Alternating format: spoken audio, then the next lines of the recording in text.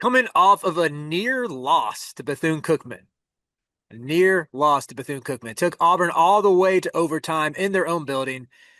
Not necessarily the debut for Stephen Pearl that Auburn fans were hoping for, but hey, you got the win regardless, so not all is lost. And they do play a pretty fun brand of basketball. But Auburn has to turn around and play host to Merrimack, who plays this unique brand of defense, unique zone. Tanner, I know this is something that you're looking forward to breaking down and everything.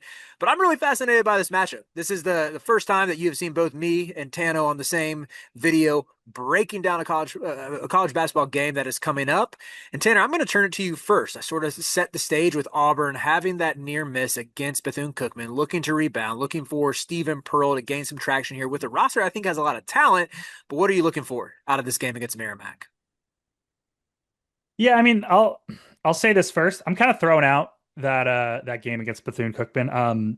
BCU shot 12 for 22 from deep. Auburn shot 6 for 23. I think that's the difference in the game. That's why I went to overtime. I mean, you're going to get those weird shooting variance games. The key to this game and the key to what to watch for Merrimack is the Joe Gallo zone. Very unique zone. He's been running it since he's been there for forever, since they came up to the D1 level in 2020. And they've basically been one of the best mid-major defensive teams in the nation over the past few seasons. They were the best defense in the NEC, and they were the best defense in the Metro Atlantic last year.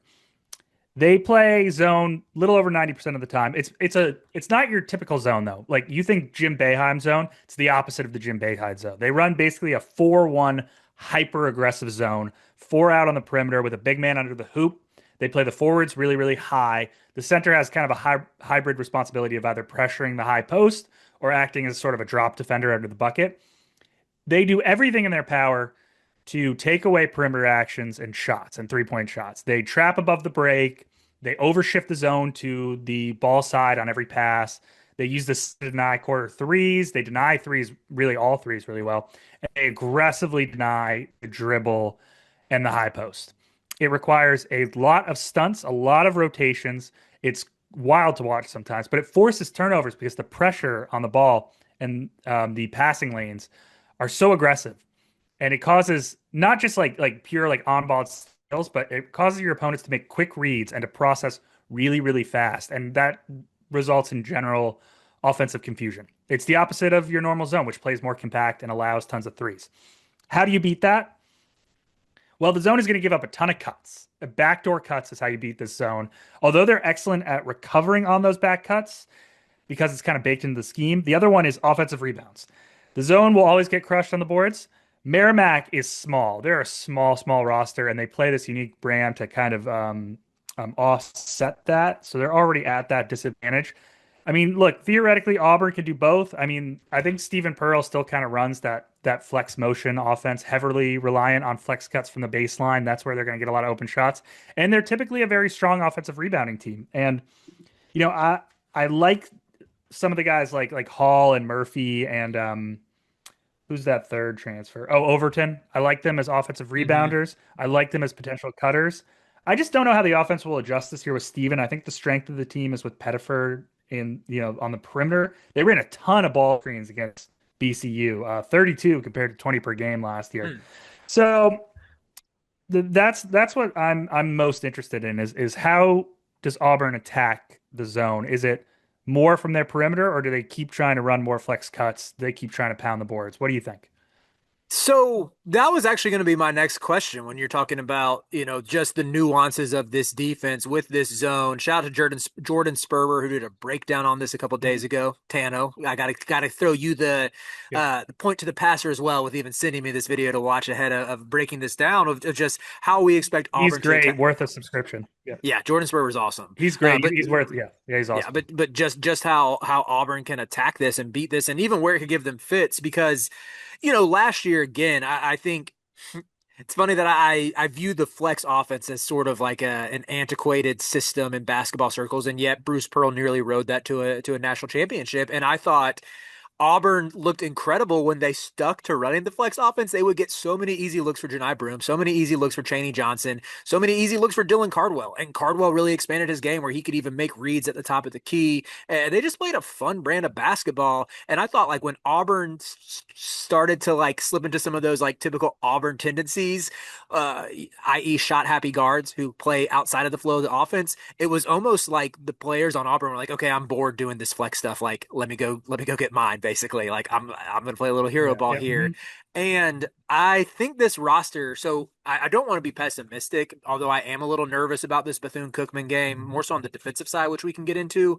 But because I see the vision for here, like even looking at that starting five where you have Pettiford, who's this absolute flamethrower, dynamo on the ball. You have Kevin Overton, who's made a bunch of threes throughout his career, sort of fits that archetype of a 3-and-D glue guy. And then you have two dudes who are just like big bodied wings with good length, like someone like Keyshawn Hall who lives at the free throw line, someone with that athleticism and upside like Elijah Freeman, and then sort of your rotating door at the five, whether you want to put Sebastian Williams Adams, Philip Jovic, or Keyshawn Murphy there. Like all of them are sort of Yep.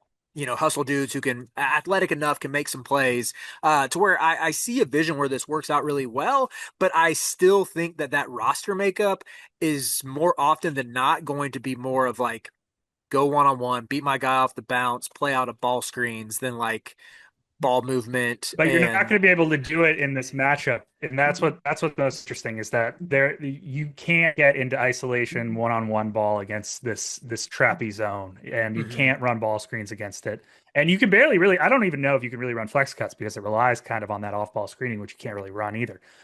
It's going to be like you got to move off the ball and you got to hit crash the offensive boards, and that's what I'm going to be looking forward to most is especially those three transfers, the Hall, Murphy, Overton. Three guys that I'm really high on, actually, more on their defensive side, but three guys who are athletic enough to rim run cut, beat your guy, flash in the high post, move the ball, and crash the offensive boards. How well did they do that? That's mhm. basically what I'm watching for from Auburn. It makes sense. I mean, I think I believe, I sort of have skepticism about Stephen Pearl long term, just, these Nepo Yep. hires of naming your own successor. A lot of times they don't work out. Um, my school, example one right now, where there's so Yep. many questions about like, is Hubert the right guy for the job? This is the make or break year. Like I've seen firsthand where naming your own successor doesn't always work out, or I should say at the very least leads to a lot of question marks that sometimes you get resolved quickly, sometimes it drags out a little bit, but I still sort of trust the system there with the best. Say what you will about Auburn's tendencies down the stretch last season to revert to some of that ISO heavy hero ball. Like Bruce Pearl was an elite offensive mind. And I think some Mhm. of the concepts he ran, the counters he would throw at you, I trust that Yep. Steven has at least absorbed enough of that by proxy that playing against a MAC school, even with their weird physical amorphous zone, you know enough on how to attack it and you figure it out and you have your guys to buy it. And I even think, to your point about having cutters, offensive rebounding, all of that, just the fact that they have so many ball handlers who can make decisions, who can find the open Sure. man, that I think bodes favorably for how they can attack this matchup. Yeah, and I mean, we should probably just quickly touch on the other side of the ball. I think Merrimack's offense is just going to be bad this year. Bud Clark, Adam Bud Clark, who is now at Seton Hall, I believe, was unbelievable last year for Merrimack. He was, I believe, the Metro Atlantic Player of the Year. He was one of the best on-ball dribble creators and ISO and ball screen manipulators in the game. He did everything on offense for them in just pure dribble and shot creation. Without him, I think Merrimack and Gallo starts to trend into more motion stuff, off-ball cutting, screening, DHOs. But the offense was bad last year and will likely be much more worse this year because they don't have their main guy. They never created any easy shots or got to the free throw line outside of Bud Clark, who, by the way, spent a lot of time in the mid range anyways. They shot 10 for 27 from 2 point range against South Dakota State in the opener, 37%. And I think Auburn's interior defense will be very strong. I really like Holland Murphy as defensive pieces. They're a tough team to play against because they're typically aggressive on the perimeter. They tend to ice the Mm-hmm. ball screens. Mm-hmm. And Merrimack lost their primary heavy usage ball handler, and I don't think he's replaceable. So, I mean, if we're wrapping this up, into one big thought, I think Auburn really shuts down the Merrimack offense. Uncertain about the half court effectiveness of Auburn. I think it'll be really interesting to see how they match up just in half court offense, not just in second chance putbacks, which I think is where Mm-hmm. they'll dominate. I also think they'll probably find plenty in transition. Merrimack plays a lot of up and down ball with how aggressive they are. Typically, they're good on a per possession basis in defending in transition, but higher level teams can just kill them on volume with athleticism. Um, I think Auburn wins this game on the boards and in transition, but otherwise, some interesting matchups.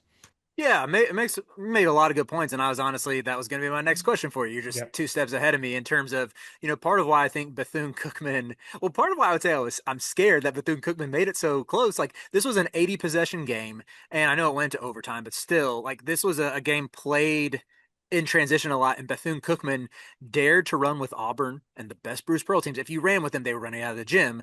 They did not run Bethune Cookman out of the gym. Yeah. And to your point about like Keyshawn Murphy was someone who I was really high on as a transfer. I think was really slept on. Philip Jovich, not as familiar with him. I watched a little bit of his Adriatic League tape because he actually got the Mhm. start in this one, and but they had Murphy to start the second half. I'm not entirely sure if he's going to be like if interior defense will be his strength. But I still think maybe between like Murphy and even Sebastian Williams Adams, you can get enough and to have enough resistance at the rim. But like this game, it was played up and down.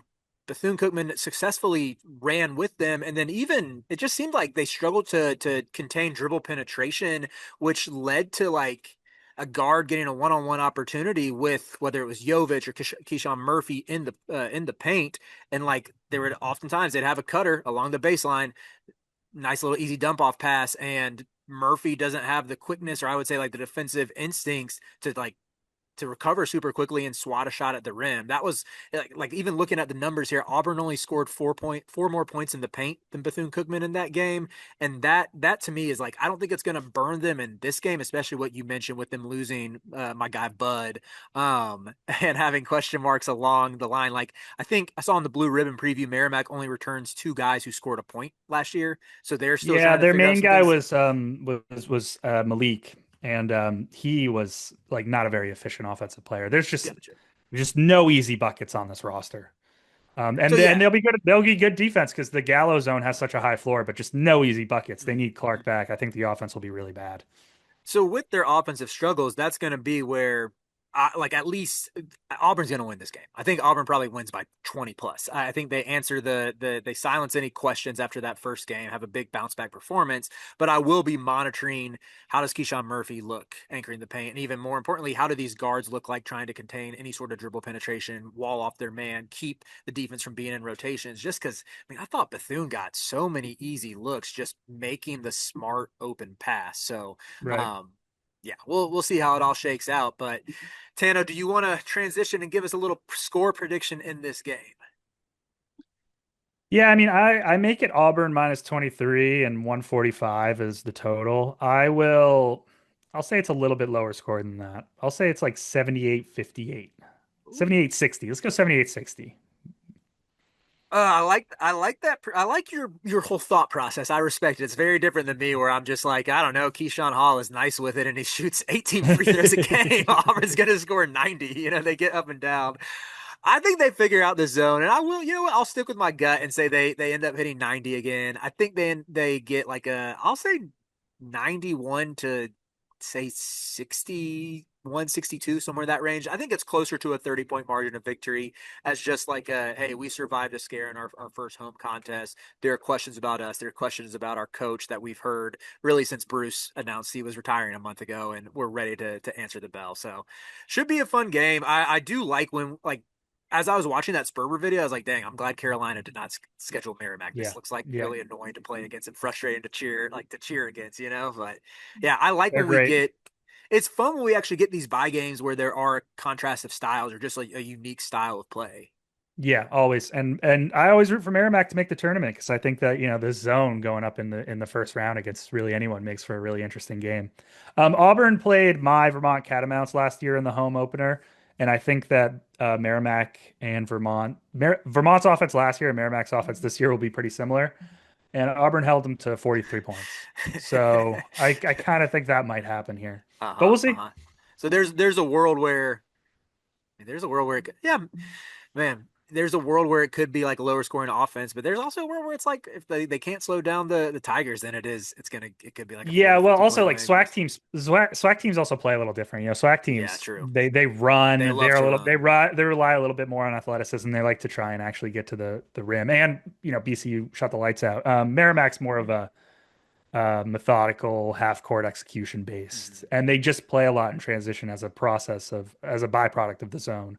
For But like sure. you watch them in the half court, they're very methodical, and Mhm. I think they probably get just rocked by mayhem style defense.